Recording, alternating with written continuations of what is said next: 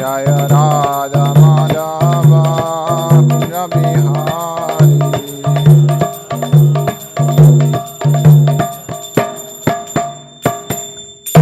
Jai Om Vishnupad Paramahamsa Pravikarajarya Shota Shota Shishimad, His Divine Grace, A.C. Bhaktivedanta Swami Srila Prabhupada Ki, Srimad Bhagavatam Ki, Hare Krishna.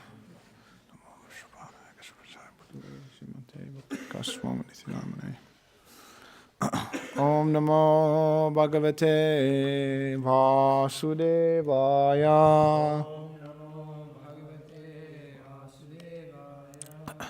Om Namo Bhagavate Vasudevaya.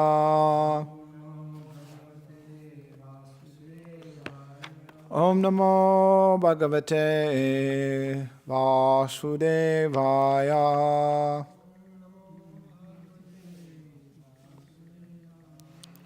All right. Reading from Canto 2, Chapter 9, Text 43. Okay.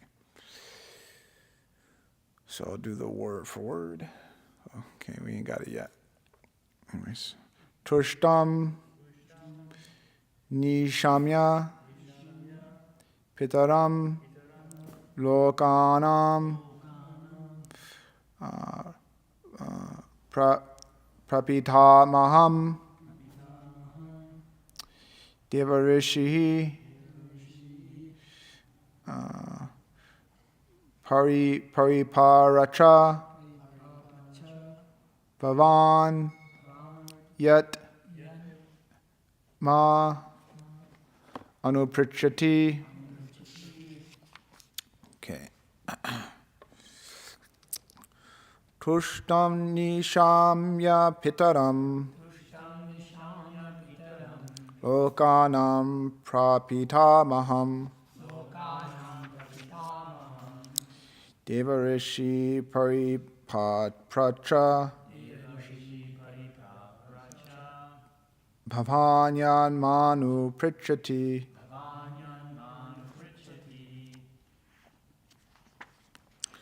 Tushtam Nishayam Pitaram Lokanam Prapitamaham Devarishi Paripatracha Bhavanyan Manu Prichati. Tushtam Nishamya Pitaram Lokanam Prapitamaham Devarishi Paripatracha Bhavanyan Manu Prichati.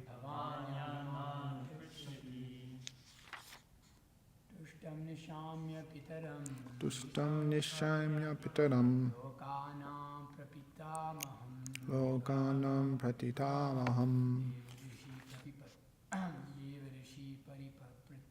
Devarishi Paripatracha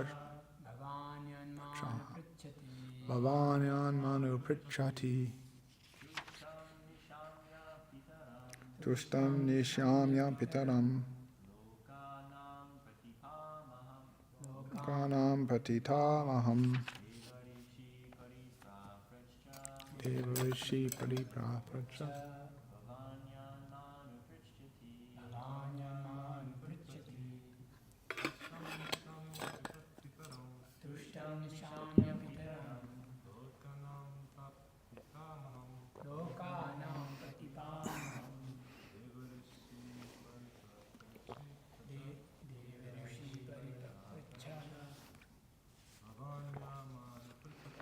Bhavanyana Uprichati.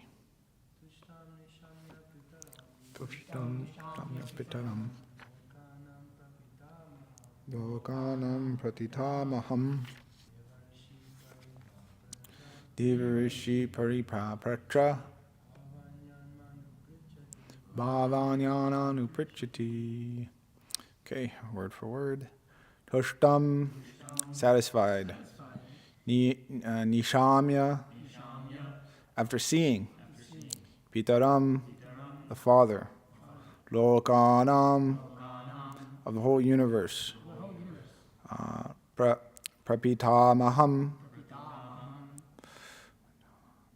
the great grandfather, Devarishi, the great sage Narada, Pariprachaha, inquired, Bhavahan, yourself, yet as it is, Ma, from me, Anuprichati, inquiring. Okay, translation purport by His Divine Grace, A.C. Bhaktivedanta Swami Srila Prabhupada Ki. The great sage Narada also inquired in detail from his father, Brahma, the great-grandfather of all the universe, after seeing him well satisfied. Purport. The process of understanding spiritual or transcendental knowledge from the realized person is not exactly like asking an ordinary question from the schoolmaster. The schoolmasters in the modern days are paid agents for giving some information, but the spiritual master is not a paid agent, nor can he impart instruction without being authorized. In the Bhagavad Gita, the process of understanding transcendental knowledge is directed as follows. Tadvidi paripatena parishprashnena sevaya upadekshanti te jnanam jnaninas tattvadarshinaha. Arjuna was advised to receive transcendental knowledge from the realized person by surrender, questions, and service. Receiving transcendental knowledge is not like exchanging dollars, but such knowledge has to be received by service to the spiritual master.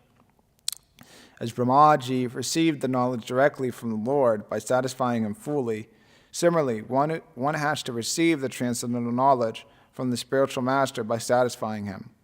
The spiritual master's satisfaction is the means of assimilating transcendental knowledge. One cannot understand transcendental knowledge simply by becoming a grammarian. The Vedas declare, Shvetastwara Upanishad, Yasya deve para bhaktir yata deve tata garo tasyahite katita yartaha prakashante mahatmanaha. Only unto one who has unflinching devotion to the Lord and to the spiritual master does transcendental knowledge become automatically revealed. End quote. Such relationship between the disciple and the spiritual master is eternal. One who is now the disciple is the next spiritual master, and one cannot be a bona fide and authorized spiritual master unless one has been strictly obedient to his spiritual master. Ramaji, as a disciple of the Supreme Lord, received the real knowledge and imparted it to his dear disciple, Narada. And similarly, Narada, as a spiritual master, handed over this knowledge to Vyas and so on. Therefore, the so-called formal spiritual master and disciple are not facsimiles of Brahma and Narada, or Narada and Vyas. The relationship between Brahma and Narada is reality, while the so-called formality is the relationship between the cheater and the cheated. It is clearly mentioned herewith that Narada is not only well-behaved, meek, and obedient, but also self-controlled. One who is not self-controlled, specifically in sex life, can become neither a disciple nor a spiritual master. One must have disciplinary training in controlling speaking, anger, the tongue, the mind, the belly, and the genitals. One who has controlled the particular senses mentioned above is called a Goswami. Without becoming a Goswami, one can become neither a disciple nor a spiritual master. The so-called spiritual master, without sense control, is certainly the cheater, and the disciple of such a so-called spiritual master is the cheated. One should not think of Brahmaji as a dead great-grandfather as we have experienced on this planet. He is the oldest great-grandfather, and he is still living, and Narada is also living. The age of the inhabitants of Brahmaloka planet is mentioned in the Bhagavad Gita. The inhabitants of this small planet Earth can hardly calculate even the duration of one day of Brahma. Om Igana Timanandasya Gananjanjana Salakaya Chakshrodam Minitam Yena Tasmai Shri Guruve Namaha Shri Chaitanya Manobishtam Stapitam Yena Bhutale Swayam Rupa Kara Mayam Datati Swapadantikam Vandeham Shri Guru Shri Yukta Parakamanam Shri Gurum Vaishnamam Sha Shri Rupam Sagujatam Sagana Raganavtam Vitam Tam Shajivam Savaduitam Savadutam Parijana Saritam Krishna Chaitanya Devam Shri Radha Krishna Padan Sagana Lalitam Shri Vishakam Vitam Sha Nama Om Vishnu Padaya Krishna Prashtaya Bhutale Shrimante Bhakti Vikas Swamaniti Namane Nama Om Vishnu Padaya Krishna Prashtaya Bhutale Shrimante Bhakti Vedanta Swamaniti Namane Namaste Saraswati Devi Gauravani Pacharini Nivisheshishuni Vadi Paskata Starini Jai Shri Krishna Chaitanya Prabhu Nityananda Shri Advaita Gadadhar Shri Vasari Gaura Bhaktivinoda Hare Krishna Krishna Krishna Hare Hare Hare Rama Rama Rama Hare Hare. Okay, so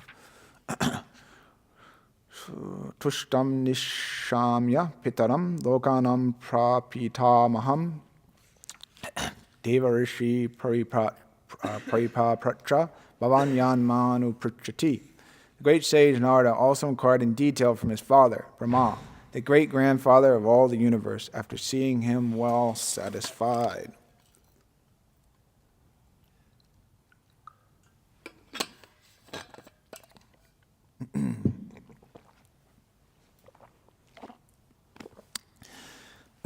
So like every verse of Srimad Bhagavatam, there's so many different ways to explain the intricacies of this verse and the situation and different ways in which we can learn and understand it.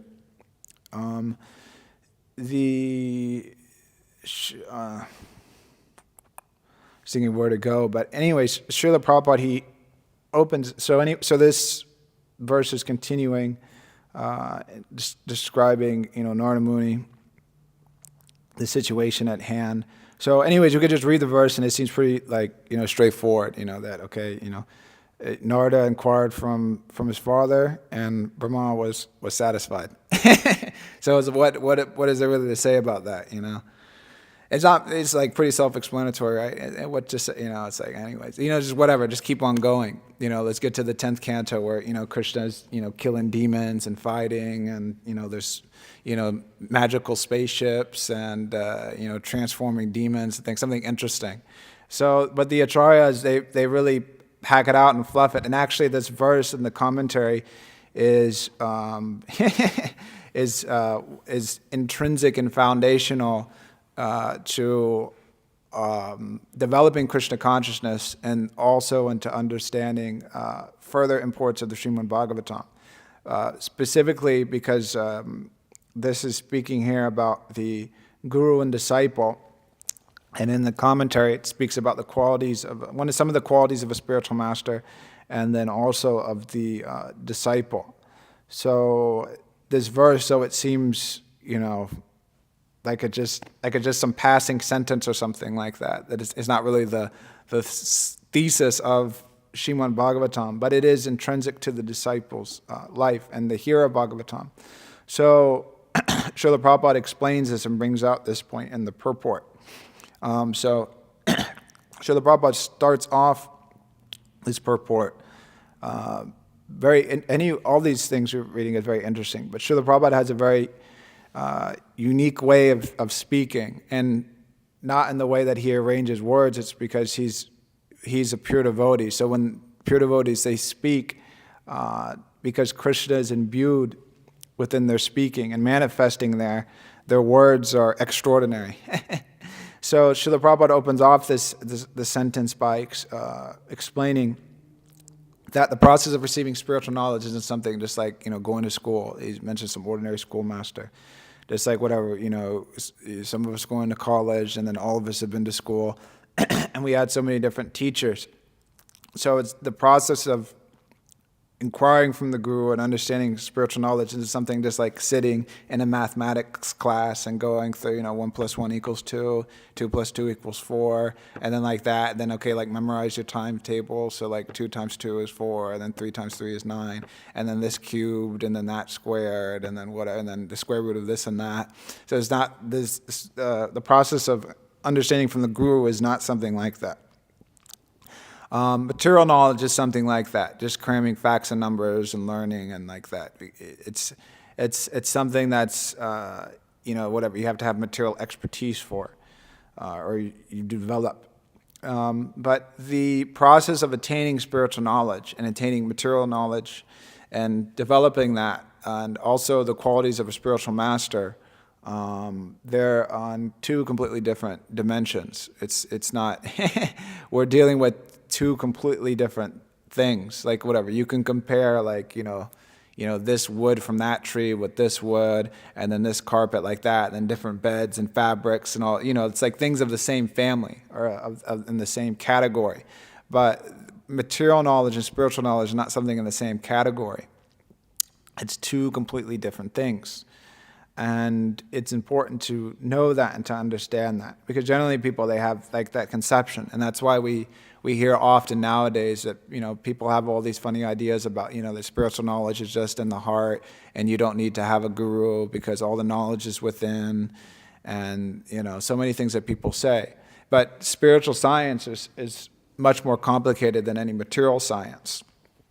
Because just a little misconception or deviation from that path of spiritual, of the spiritual path, can greatly change one's destination or what one's outcome is. Just like if we're practicing Krishna consciousness and we don't really take it that seriously, and whatever, we kind of follow some of the rules and this and that, then we're not going to get the mercy of the spiritual master, and we won't become pure devotees. We may be devotees, but then we may take a next birth in the heavenly planets or something like that. We won't go to the spiritual world. Srila Prabhupada mentioned that. So just a little thing, changing here or there, and just whatever, you can take a course in school and you can get some of the things wrong or whatever, then still kind of get by. But in spiritual practice, is a really serious subject matter, and then what to speak of even more delicate material fields. Like if you're going to go and do surgery on somebody, and then you kind of know, well, you don't really know any of the instruments, and it's like, yeah, well, I think, if they're saying, like this person, anyways, I'm not a doctor, but let's say, okay, there's brain surgery that needs to be done. So they say, okay, well, you're going to operate on this particular part of the brain. And then you say, well, let me go refer to the books. I don't know what that part is.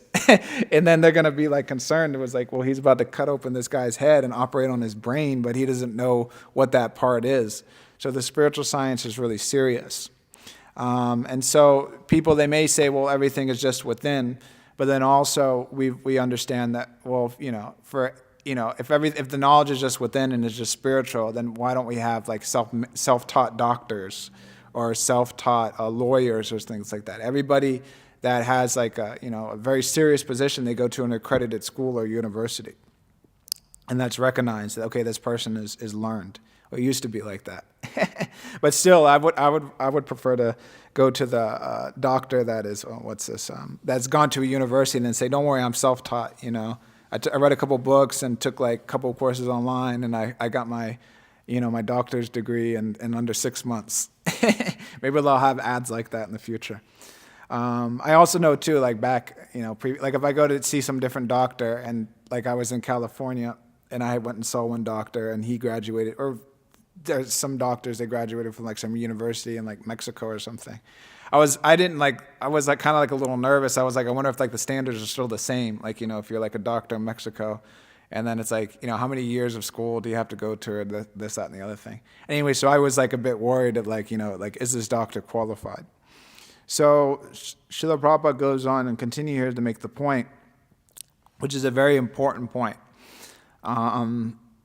that the spiritual master and the teacher of a school or some paid teacher, that they're different actually, and he makes a point here that the teachers are paid paid agents. So teachers nowadays are paid. Previously, teachers weren't paid like how they are now. There was some, people would give some donation and things like that. There was a whole culture there, so teachers were supported, and brahmanas and things of that nature. But nowadays, that whole support isn't there. and it's a a money culture. But we can see nowadays that teachers are paid, and they're not very much interested in giving information to the students. I mean, they're interested in giving information to the students because that's part of their job, and they get paid to do that. And if they don't get paid, then whatever. And we see too that people that they may be a teacher, but then go do something else because something else pays more, or things of this nature. So the thing is that teachers, they're generally motivated by money, and if there's not enough money, and then also they're motivated by money, and then they're dependent upon some master, whatever the school institution and things like that. And so there's a couple things that are problematic with that. And anyways, we'll get more into that later. But the thing is that the teachers, they're not able to give knowledge freely because they're dependent. That's the main problem here. Srila Prabhupada's not overtly stressing that point, but we can understand that in relationship with the spiritual master, that there's a difference between the teachers today and then the spiritual master. And so also too, just going into that, it's widely understood that the school institution today is an atheistic. It's not theistic. The teachers, they teach their classes, and then they separate, not the teachers themselves, but the education system has separated that, because I forget exactly why, but anyways, they think it's better or something. And we can understand. I mean, we've gone through so many years of school, and I don't know.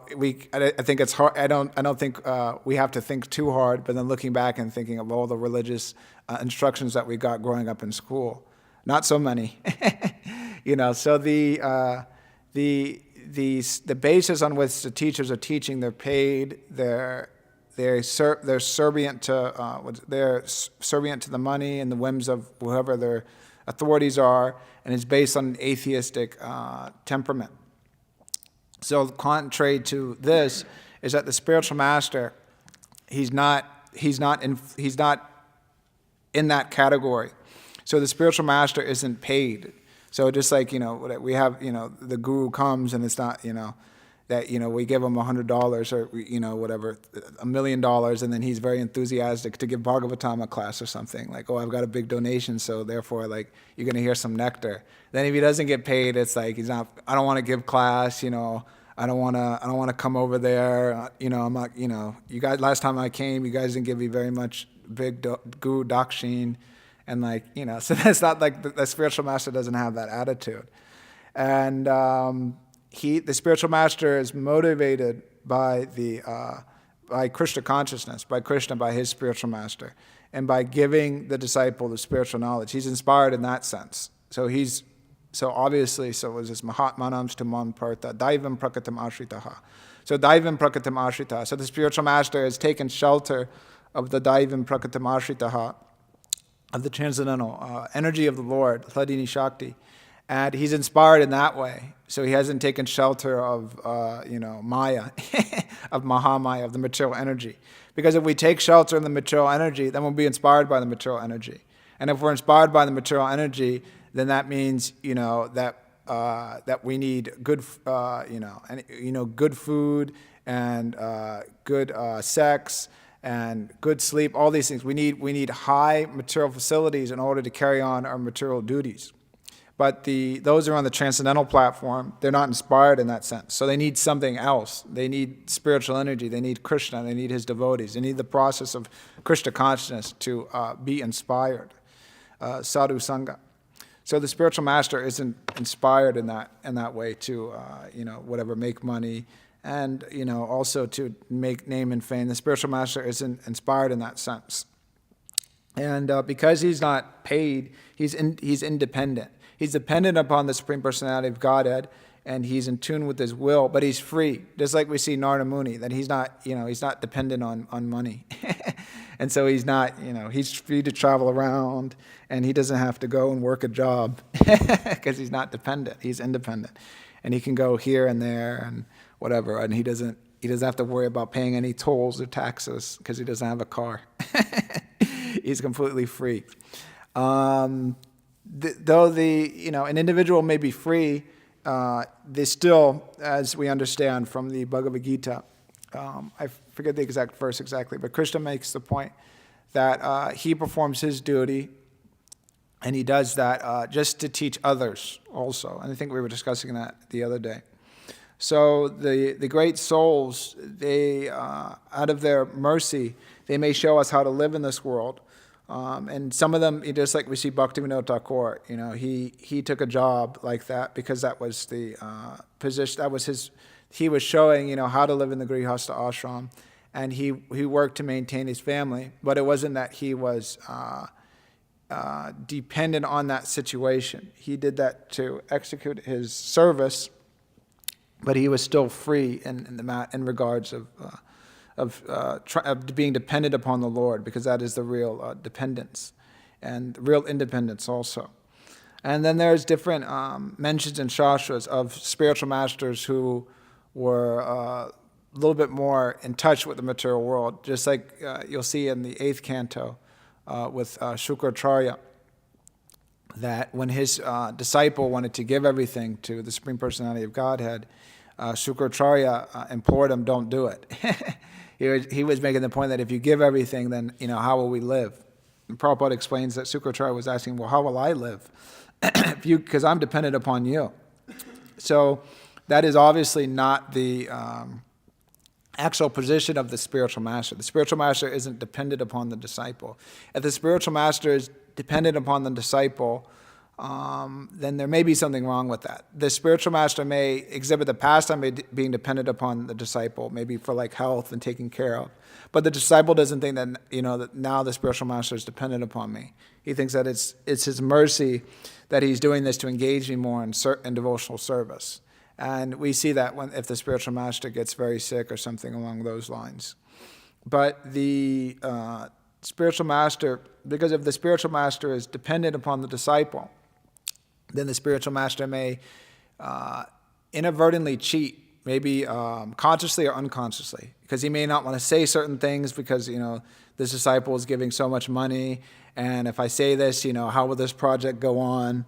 If I tell him that, it's nonsense to have a dog or whatever, or, this rock and roll thing you're doing is not proper, then he may think, oh, the disciple may leave. And then the disciples too may also be thinking that the guru is speaking so many heavy things, and I'm kind of tired of this, and I'm giving him money and this, and so many things that the mind can conjure up. So it's important for the spiritual master to be independent in that sense. So the point of these things is that allows the basis for the exchange of knowledge, of the spiritual science. And Prabhupada makes a point here that the process of receiving the knowledge is through surrender, questions, and service. So in the material sphere, if you want to learn something, especially nowadays, heck, you don't even need teachers. You don't go to school, just go to YouTube, and you can learn anything you want, how to do this, how to do that.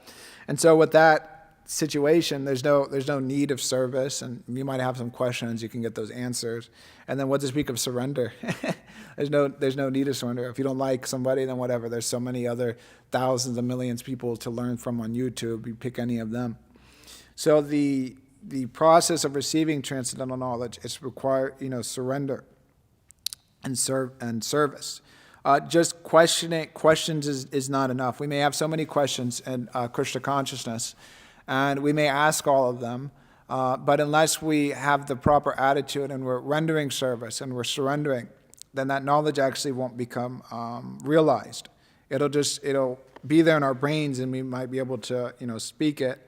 That a devotee is kind, humble, meek, all these different things, just like it's mentioned here in the purport about the disciple, that control that, just like we may be able to recite the first verse of this nectar instruction, vacha vegam manasakroda vegam jiva vegam uttara pashta vegam. So we may be able to, hello, welcome. Yeah, it's okay. So we may be able to recite all these different things, about, controlling this, the tongue, and controlling the belly, controlling the genitals. But unless we actually engage in service to the spiritual master and surrender, then the knowledge actually won't become manifested. It will, it'll just lay there in a dormant state. So Srila Prabhupada's taking the time to explain all these things, and it's important for us, because the thing is that while engaging in Krishna consciousness, it's an ongoing process of surrender, and it's not that, just like I was speaking at the beginning of the class, that these are, this is a foundational principle. So a foundation is understood that this is something that we build upon and we carry on. It's not something like, that we learn this, then we throw it away because we outgrow it, or whatever, or we've learned that and it's preliminary, we don't really need it anymore, or whatever, some temporary structure. It's like somebody may build a house temporarily, and then, they live in it, and then once the real house is done, they just knock down the old house or something. So these principles of surrender to the spiritual master and surrender and service and all these things, they're eternal. I think Prabhupada makes the point here, which is an interesting point. He says the relationship between the disciple and the spiritual master is eternal. So these are eternal principles that we always need to meditate upon, always need to remember, because it's so important in spiritual life. Srila Prabhupada also makes the point, which is an interesting thing to meditate upon, but he says the spiritual master's satisfaction is the means of assimilating transcendental knowledge. So, which is actually so it's another interesting dynamic, because in our life, for us to there's until you come into the sphere of transcendental knowledge, there's no conception of what is it here? They probably said it exactly, but this of how do we understand that how is that to learn in material science, you go to school and you study hard and you work hard and then all these different things, and then you learn the information. But in order to learn the science from the spiritual master, Prabhupada says that it's the spiritual master's satisfaction is the means of assimilating transcendental knowledge. So it's actually it's super important principle, actually, which means that and Prabhupada goes on here to say that that the one cannot understand transcendental knowledge simply by becoming a grammarian. And so, anyways, the point that I always seems like I stress in every single class. But transcendental knowledge and devotional service isn't something that's a function of the brain. that we go and we study and we read so many books, and then we've conquered the Bhagavad Gita, and we've done our Bhakti Shastri and Bhakti Vaibhav and Bhakti Sarvabhauma, and we've done it all. We've completed all the courses of the Shastras according to the the ISKCON whatever, and we've got 100% and we've aced it. So therefore we're a pure devotee because we were able to answer all the questions properly. So that's not the case. So it depends on the satisfaction of the spiritual master. So the first principle is that we should be living in such a way that pleases the spiritual master. So the spiritual master is pleased by us reading the Shastra. Now, whether or not we understand that, that's a completely other thing. But we should make an endeavor to read the literature and to study it. The spiritual master wants us to learn slokas, and we learn slokas. Our whole center in life is to please the spiritual master, to have full faith in him. And then from that, the knowledge is revealed, and then we can understand things. Because the thing is, we may theoretically understand Krishna consciousness, and we may, be able to speak it, very nicely, give some talk, and lots of people clap. But unless we've received the mercy of the spiritual master, what we actually speak, Krishna won't manifest. So though we may be speaking Krishna consciousness and speaking to millions of people, nobody will become Krishna conscious because we're not Krishna conscious ourselves. We're not on the spiritual platform because we haven't served the spiritual master, we haven't pleased him, we haven't got his mercy. So, but if we have the spiritual master's mercy and we have his blessings, and we may not be able to really understand Bhagavad Gita properly or even explain it. Someone may ask us a question, and we may fumble a little bit and think, well, I don't really know. Someone may ask a very complicated question. But if we're getting the mercy of the spiritual master, We may not understand things 100%, but we'll be able to speak and convey the importance, the essence of the message properly, and people will be impressed upon that, and that will awaken their dormant Krishna consciousness. Because we have to always remember that this is not a material process. It's not that, we go and we speak to people out on the streets or wherever it is, and that we're trying to, convince them on the material platform. We're trying to speak to them the knowledge of Krishna consciousness and invoke the dormant Krishna consciousness. We're trying to speak to them on the spiritual platform. And they may have some different questions about what does Krishna consciousness think about, this war in this place, or, the oil crisis, or whatever it is, or they may have things like that. And so we address those things, but Krishna consciousness in and of itself we're not concerned with, this war going on or that war. Just like, Bhakti-Vikas Maharaj gave a class recently, and he was just stating that, one of his disciples was really mad about, that he wasn't taking a stance on a particular war that was going on. And he was making the point that, Bhaktivinoda Thakur at his time, and he mentioned it. He mentioned it a couple of times, but there was some conflict that was going on. I think it was something to do with Afghanistan and Russia or something like that. And he was just making the point that that went on. That was a big hot topic in his time, but nobody even knows about that, and you'd have to go and research it and figure out exactly what it was. But he was saying that it's not the duty, pretty much paraphrasing, it's not the duty of the guru to get involved in those different things. So it's not the essence of life, isn't necessarily that, but we may speak or give some perspective on that situation, because that's the Maya that people are in. So people are in Maya, and so the guru may understand, okay, this disciple has this hang up. It's really not that important, but this is what he's being entrapped in, so let me speak on this subject to pull him out of that. But those material things in and of themselves is not, we may speak on those things, but what's really going to have the change of heart is not, whether, is it better that we use electric cars or not, or whatever it is. But if people can understand that, that we're not these material bodies, that we're servants of Krishna. Krishna is the Supreme Personality of Godhead, and we're supposed to engage in His service. So we impress that knowledge onto people, and that change of heart comes by the mercy of the spiritual master, by carrying out his orders and surrendering onto him. And so Srila Prabhupada also makes this point in the purport. He says here that one who is now the disciple is the next spiritual master.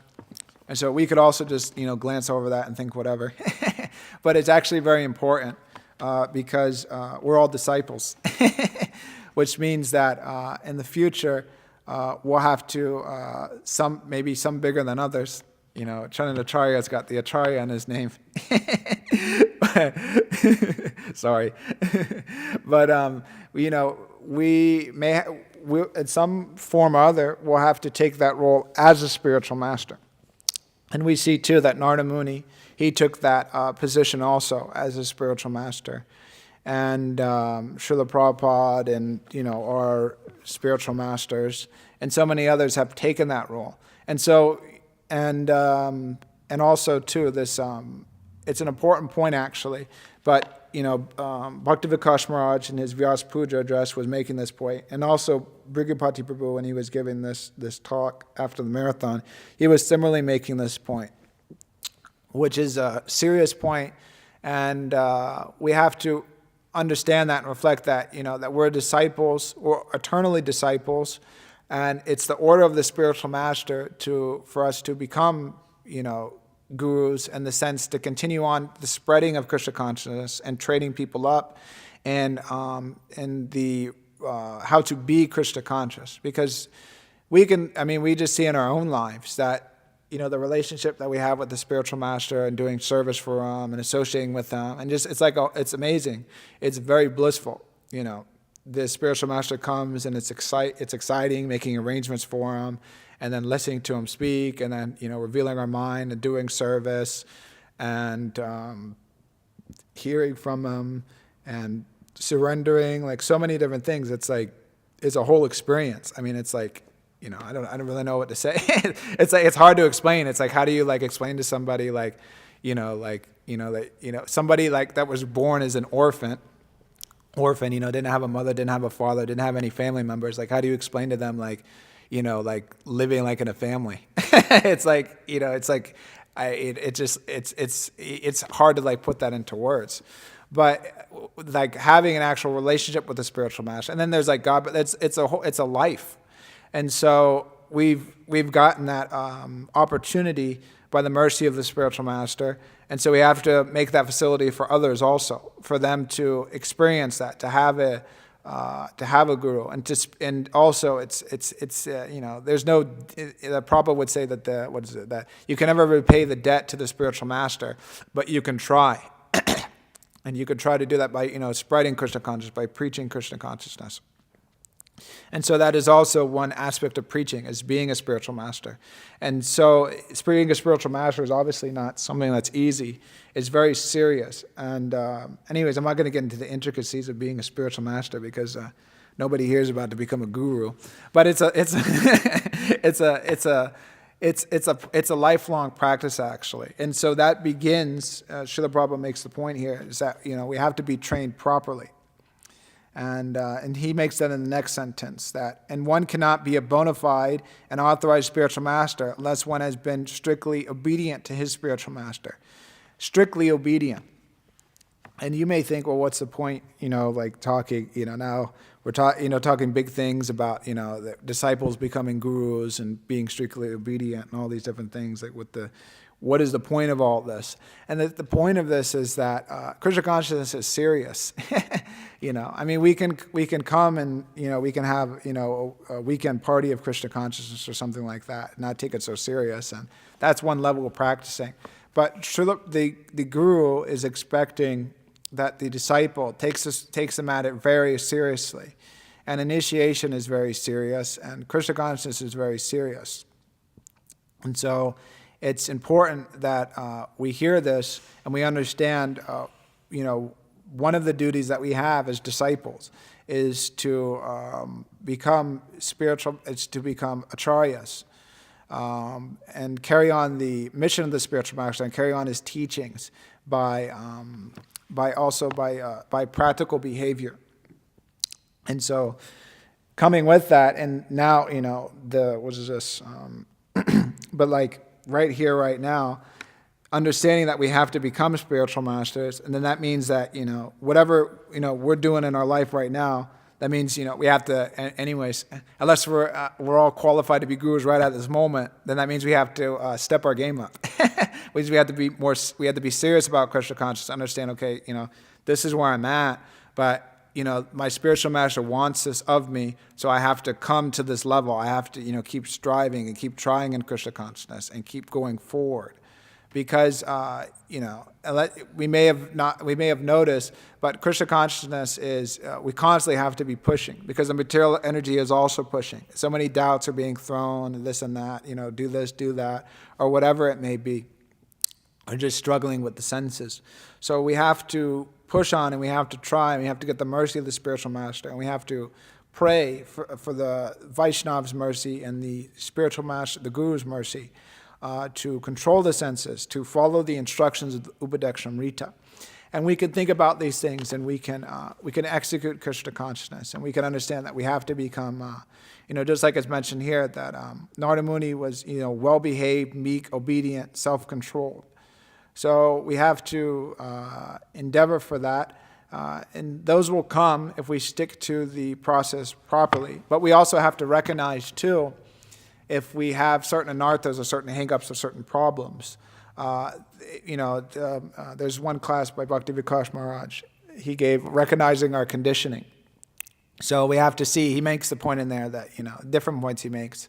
But he gives one example of one is, always, one gets angry very easily. So he just said, whatever, that's my conditioning. I get angry and then just deal with it. So we have to understand, what our attachments are and what is blocking us from receiving Krishna's mercy and the spiritual master's mercy in full. Because I think the point was being made yesterday, but it was in this purport. I won't be able to find it exactly. But the point was being made yesterday that the mercy there is there for everybody. And just like the sunshine's there for everybody on the planet. But then some people put themselves in the shade or in the caves or something like that or whatever. Or they go and they stay in factories all day or they, whatever, they sleep in the day and then they go out at night. So the mercy is there for everybody, but we have to take that mercy, and we have to make an endeavor to put ourselves under the lotus feet of the spiritual master. And these are important points actually, because in some spheres of Krishna consciousness, they may not really emphasize the spiritual master so much, or what the spiritual master, yeah, okay, but we understand from the Srimad Bhagavatam and all of our acharyas that the spiritual master's mercy is so important to the disciple's life. I mean, it's there in all of the books. It's there's no getting around it, of the spiritual master. So this is very important actually, and so we have to pray for that, and we have to try, and we have to take inspiration from those that have actually done that. Obedient, being self-controlled. Srila Prabhupada makes a point here. He emphasizes that, just in case we didn't know what self-control, one aspect of self-control. But he says one who is not self-controlled, specifically in sex life, can become neither a disciple nor a spiritual master. So that is very important, actually. That and Srila Prabhupada spoke on these things, and he didn't shy away from them. But one who is, whimsically engaging in sex life, there's no question of, what to speak of becoming of a disciple, but then of a spiritual master. So one has to be controlled in that sense, and that's for our benefit. These are all things for our benefit. It's not like the spiritual master is imposing, rules and regulations and giving instructions just to I want to see this disciple suffer. So I'm going to, no illicit sex. And it's like, oh, no gambling. What is this? It's like, just like the other day I was reading, but the devotees were living in this person's house or whatever. I think it was whatever. The devotees were on the top floor, and then the landlady was on the bottom floor. And so she couldn't handle the kirtans anymore. They were getting up at 4:00 in the morning and things like that. And blowing that conch shell and, kirtan all times of day. And so she couldn't handle it anymore. She liked the devotees, but it was just too much. And so she called the police, and then she was saying that, they're really nice people, but, I don't want them here because of the kirtan, and they don't eat meat, they don't engage in sex, they don't gamble, they don't get intoxicated, they don't have women coming around. All that. She was just saying, that they are nice people. And the cops, the cops' response was well, what do they do for fun? So it's in the material sphere, it's just if you're not doing all those things, how are you having fun? And that's what the materialist is thinking. What the heck? You're telling me I can't do drugs. I can't, I have to get up at 4:00. I can't stay up. I can't party. What is those impossible. That was what the famous words of that Zetlin or whatever. So people are thinking like that. But the thing is that is a misconception, because by actually following these rules and regulations, we become free. The spiritual Narada Muni is completely free. Brahma, is free. All these great pure devotees are free. Why are they free? They're free because they're pure devotees that are completely surrendered onto Krishna. And then they teach us by their example that, you follow these rules and regulations, you'll become free like us. So then there's that famous story of, what is this? This people, there's two sides of a river. There's one side that people are running around having a bunch of fun, and then the other side people are just carrying a bunch of rocks on their back. So it's that's the situation in the material world, is that, we have tons of rocks on our back, but we're thinking that we're very free. That I'm liberated. I can have as much sex as I want. I can do as many drugs as I want. They just legalized marijuana. That's anyways, they just didn't legalize it, but that was a big thing growing up. Anyways, but we were all thinking that once they legalized marijuana, it'd be freaking great, and then you can go and blaze in the streets and all this stuff, and no one can stop us. But then it's they legalized marijuana in so many different places, but nobody's happier, like that. And then I know one of my friends actually. He developed some rare disease, and he was so much big into smoking. I forget what it was. Anyways, who cares? But he developed something where he couldn't smoke anymore, and then every time he would smoke, he would throw up and things like that. So it's people are thinking we just we do this complete freedom of sense gratification, but complete sense gratification doesn't bring happiness to anybody. So the spiritual master, they're teaching us that don't be a slave, to your material desires. Transcend that. Do as I am doing. Chant.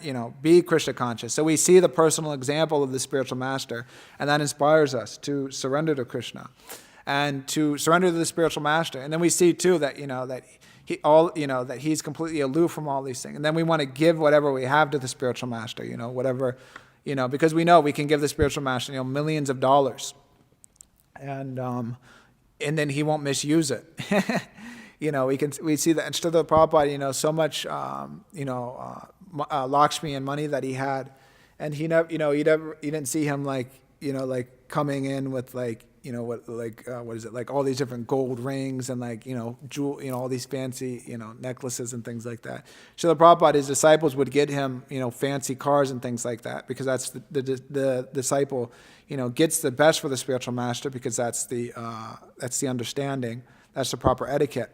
But then we also see that Srila Prabhupada, he was staying like in a material, like a thatched hut, a mud hut at one point, without material facility.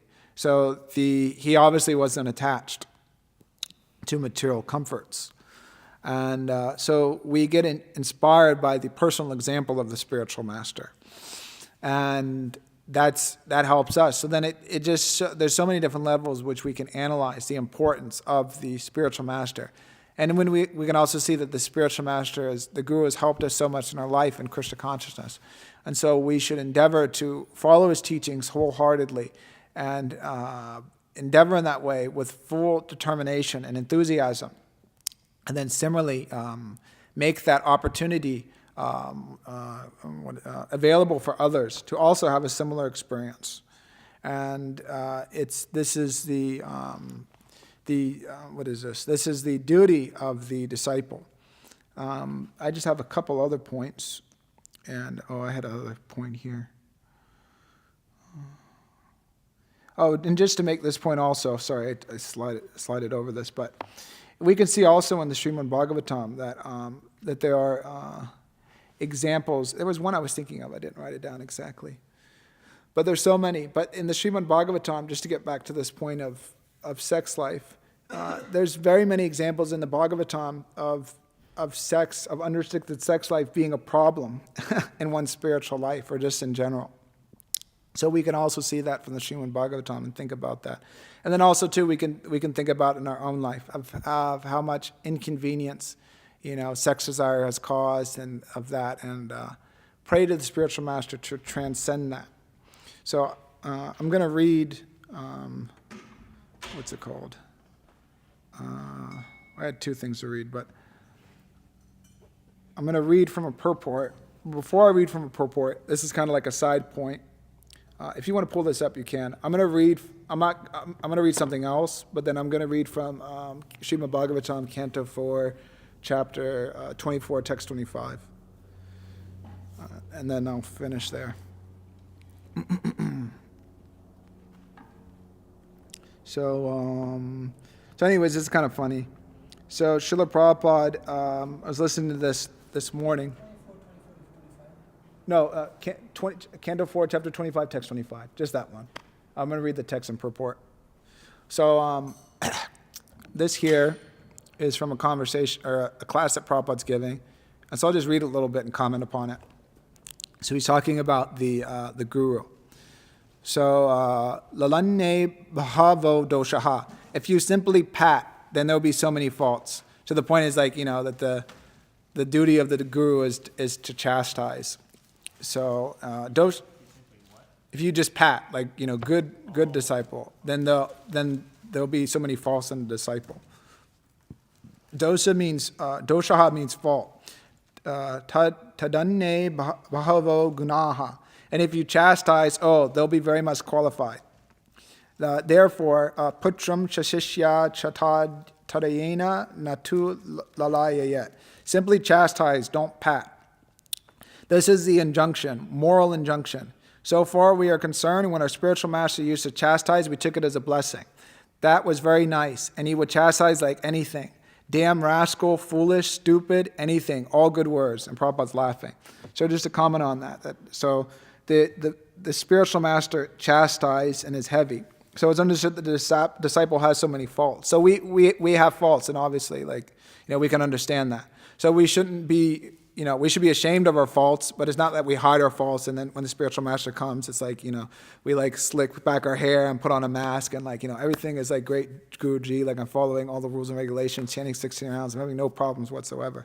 So if we have some fault, then the spiritual master can chastise us and correct us and get heavy with us, and then usually that makes some impression, and then we get a little bit better after that. So Prabhupada's making that point, that it's the duty of the spiritual master to chastise and to correct the disciple. And then Prabhupada will give an instance of his spiritual master chastising somebody. I'll read it, and I feel like Prabhupada it's like there's some details and it was kind of a little hard to follow, but we'll get the essence of it. So one day it so happened, that was not my fault. My other old godly brother something happened, and it wasn't his fault. There was his godbrother, and so Prabhupada, Bhaktisiddhanta Saraswati Thakur was speaking. So I was very much fond of hearing. That gentleman, he was a retired doctor, so he wanted to speak something. So I think what happened was that this godbrother was trying to speak something to Srila Prabhupada during the class, and trying to tell him something. So when Bhaktisiddhanta Saraswati Thakur was speaking. So he should not have done so, but so naturally I also, and Prabhupada saw it, and he became so angry. So he knew that my attention was drawn by him.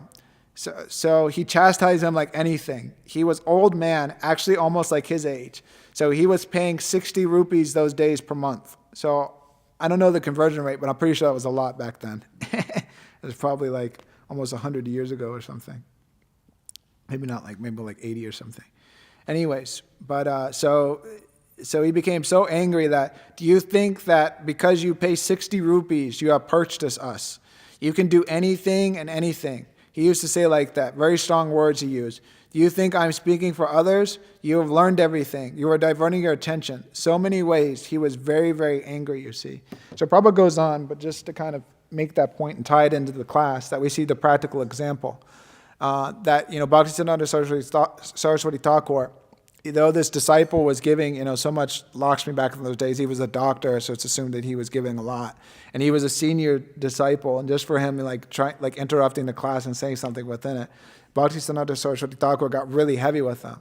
And you could say, well, what was the point of that, or whatever. Maybe he was saying something important, this, that, and the other thing. But the point is that, by Bhaktisiddhanta Saraswati Thakur was speaking in such a way and getting heavy like that, he was making a lot of points. Well, one point he was making was that it isn't, we may give the spiritual master so much Lakshmi or do so much service or whatever it is, or open so many temples or bring so many disciples. We may do big things, but the spiritual master isn't indebted to us because of that. That, this disciple has done so much for me, so therefore it's I can't say anything to him. But the spiritual master there's always, I think Bhakti Vinod Thakur makes that point, but Bhaktisiddhanta Saraswati Thakur, I forget who, but there's a line of, maybe Bhaktisiddhanta Saraswati Thakur, but there's a line of eternal demarcation between the guru and the disciple. That is not that there's a line, and there's always a line. It's not like you cross that line or whatever, whatever, you graduate school and then it's okay, well, now you're a teacher and now you're on the same platform or something like that. But there's always, eternally, there's a line, there's a difference between the spiritual master and the disciple. And so he was speaking like that. And also, too, another aspect is that, by this chastisement, he was making the point and maybe impressing upon the disciple to never deviate from hearing the message of Krishna consciousness. We may think that there's so many important things in the class that we have to attend to, but we should try to hear the subject matter very attentively and very importantly, because that'll make the biggest difference in our life. And then like that too, we also shouldn't think, that we've been a disciple for so long or something, and that, that the spiritual master, he's speaking for other people and not for us, that, I understand these things already. Is things to be careful of, weeds in Krishna consciousness. And so that's kind of a small point there. But anyways, I'll read from now this Bhagavatam. You could just take me to the translation. So, Puranjana, the hero, became attracted by the eyebrows and smiling face of the very beautiful girl. It was immediately pierced by the arrows of her lusty desires. When she smiled shyly, she looked very beautiful to Puranjana, who, although a hero, could not refrain from addressing her. So purport. So the reason I'm reading this, just so we know while I'm reading this, is so Prabhupada here makes the point in the purport about that you have, the material hero and the spiritual hero. So you have the one who is the Goswami, who controls the senses, and then you have the one who's the Godas, who just lets the senses go and becomes a big man in the material world. And so Prabhupada is making this point here about becoming a Goswami, that we can't become a disciple or a spiritual master. So it's very important, actually, and relevant. So every living entity is a hero in two ways. When he's a victim of the illusory energy, he works as a great hero in the material world, as a great leader, politician, businessman, industrialist, etc. And his heroic activities contribute to the material advancement of civilization. One can also become a hero by being master of the senses, a Goswami. Material activities are false heroic activities, while restraining the senses from material engagement is great heroism. However great a hero one may be in the material world, he can be immediately conquered by the lumps of flesh and blood known as the breast of women. In the history of material activities, there are many examples, like the Roman hero Antony, who became captivated by the beauty of Cleopatra. Similarly, a great hero in India named Baji Rao became a victim of a woman during the time of Maharashtrian politics, and he was defeated. From history, we understand that formerly politicians used to employ beautiful girls who were trained as Vishakanya. These girls had poison injected into their bodies from the beginning of their lives, so that in due course of time, they would become so immune to poison and so poisonous themselves that simply by kissing a person, they could kill him. These poisonous girls were engaged to see an enemy and kill him with a kiss. Thus, there are many instances in human history of heroes who have been curved simply by women. Being part and parcel of Krishna, the living entity is certainly a great hero, but due to his own weakness, he becomes attracted by material features. Scroll down a little bit. Keep scrolling. Let's scroll up. Okay, so yeah, stop. So anyways, this is more relevant. So one who can keep himself steady and resist the attraction of material nature is certainly a hero and deserves to be called a Goswami. Unless one is master of the senses, he cannot become a Goswami. A living entity can take one of two positions in this world. He may become a servant of the senses, or he may become a master of them. By becoming a servant of the senses, one becomes a great material hero, and by becoming a master of the senses, he becomes a Goswami or spiritual hero. So we're all trying to become Goswamis, spiritual heroes, because we can see, we can think that, like Prabhupada's saying here, that, I'm not going to become a spiritual master, and I'm a disciple of my guru, and I don't know if I can take it that seriously, and I don't know about all this, and whatever. And so the outcome is if we don't take it seriously and we don't try to control our senses, then we can become a so-called material hero. Because otherwise, if we're not controlling our senses and trying to be Krishna conscious, then we're going to become material hero. But the thing is, we ain't going to become a material hero. We're going to become a material failure. Because the thing is that I don't know the history so much of this Maharashtrian king that Srila Prabhupada was talking about. I tried to look up some stuff, but it was late, and it just wasn't. I wasn't really finding anything, and I wasn't trying to spend my night trying to get a history lesson on some about how some Maharashtrian politician fell down with a woman. But there are anyways. He mentions here about Anthony. That's easily available, and there's different things like that. Also, with there's different instances with Cleopatra, but one instance with her actually, which is actually, and the thing is, I'll describe some of it, but I think it's there in history anyways. But it's mentioned that that she was trying to seduce Anthony, big material hero, and then how she did it was she came on some boat, and I think there was purple sails and all these things, and she had all these beautiful women there, and guards and things like that. And she was sitting on this amazing throne, and then there was maybe some perfume or something, and she was being fanned. So the thing is Anthony saw all that and was just Dayatova Shyam Pumsan. He's immediately became attracted and was just all right, let's wife her. So he fell in love with her. And then there was also, too, there's a couple instances like that, but she also seduced Julius Caesar. I forget exactly how she did that. There's different things given there, but I don't remember if it was with Antony or what. But anyways, with one person, the history described there that, that she was delivered to one king in what's this called? In a carpet, and then they unrolled the carpet and she was there naked, and like that. So the thing is that if we follow the orders of the spiritual master, we'd be saved from all this nonsense.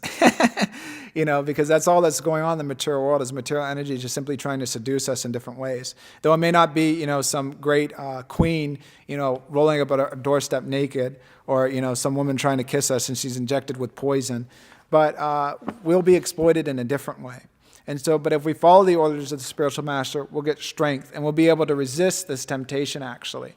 And if we get that strength and we can conquer or by the mercy of the spiritual master, we get that strength and we can say no to Maya, the material energy, and just keep engaging ourselves in the process of Krishna consciousness, then we keep doing that, then naturally, the more tests that we pass, we'll become closer and closer to Krishna and become more dear to the spiritual master.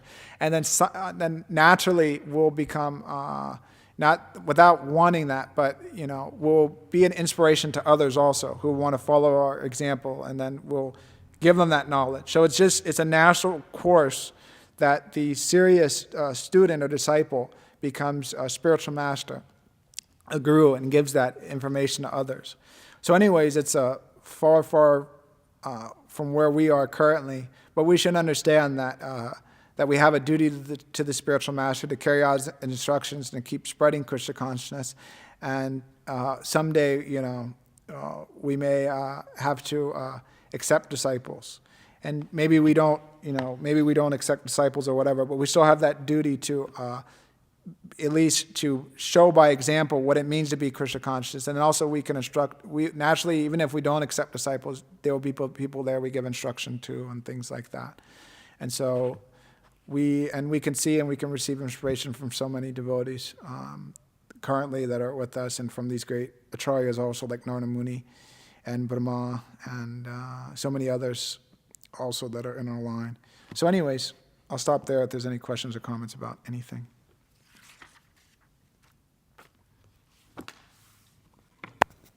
Okay. Thank you, Prabhu, for your class. I had a question. It's like, at least from what I've understood, like, although it is the duty of the disciple, it's like more or less like it continues, the line continues. It seems wrong for the disciple to want that position at the same time. Yeah. Right? It's like, it's wrong to think like, well, yeah, I want to be a spiritual master. Yeah. Like, so how is that, like, how do we, like, take that on? Yeah, this Bhaktisiddhanta Saraswati Thakur has mentioned that in a lot of his talks, and also Bhakti Vikas Maharaj.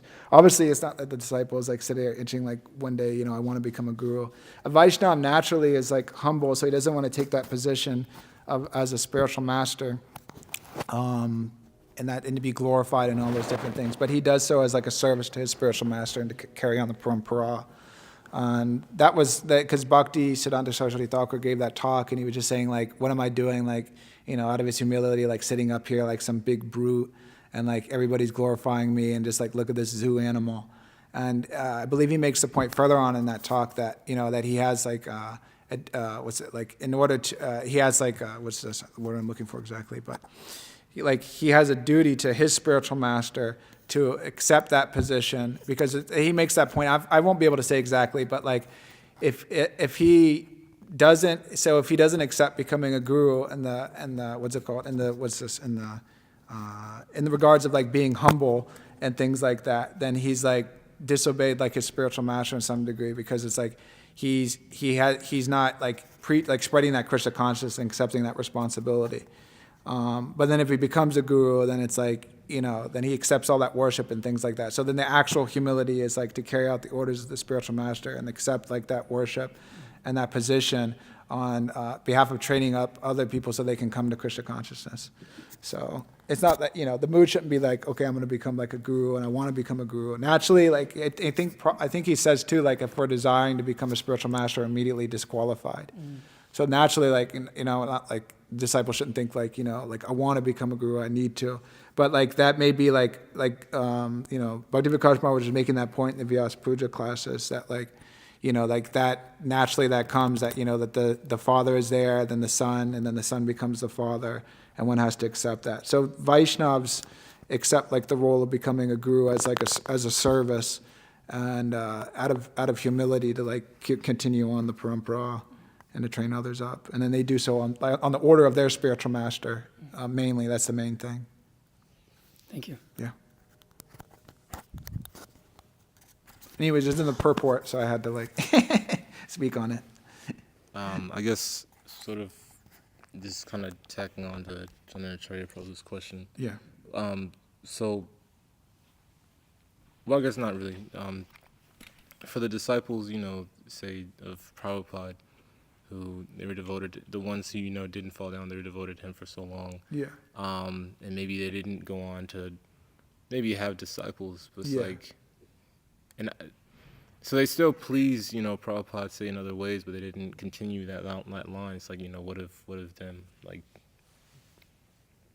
I guess, I don't really know exactly. I guess what I'm trying to ask is that in the event that one doesn't become a spiritual master, it's like, is that like limit their own progress in any sort of way? Well, one thing is that, so anyways, so maybe I was like placing so much emphasis on like taking disciples. So one thing is just to kind of like broaden it a little bit. So, like a Srila Prabhupada, like we'll just give like an example. So we have a disciple of Srila Prabhupada, he's been around for 50 years, he didn't take disciples. But he's still like a guru in the sense that like he may not formally like initiate somebody, but he will like give instruction, and like, like if there's like a pujari, he's been like around for like, 50 years, like he'll like train that person up of like how to do the puja, like what Srila Prabhupada taught, and like pass on like his Krishna conscious like understanding of that also. So in that sense, like he is a spiritual master, like in a loose term. He's not like a Diksha guru. Yeah. But that's Krishnadas Kaviraj makes that point in the beginning of the Chaitanya Charitamrita, that there's like, the initiating spiritual master, and then there's the Shiksha gurus. And so he like worships them both. Like obviously the Diksha guru is given, the more importance in the disciple's life, but the Shiksha guru is instructing the disciple in the same way. Okay. And so there's many like, and I'm sure if we look at like Lord Chaitanya's associates, not all of them like accepted like disciples, but they all like spread Krishna consciousness in their own way. So the thing is like whether or not one like formally has like that post of like, like spiritual master, like he's accepting disciples, but one is always like behave like if one is in a superior position, he's a spiritual master in that sense because he's teaching him how he's behaving and how he's acting, and others will look upon that. Just like if there's a Prabhupada disciple and like he's been around for like 50 years, but then whatever, he may take like the Srimad Bhagavatam and like I'm not saying that the disciple's doing this, but he like puts it on his foot. Then you mean that that's like okay because like he's been around for like 50 years and like he's a senior devotee. So then.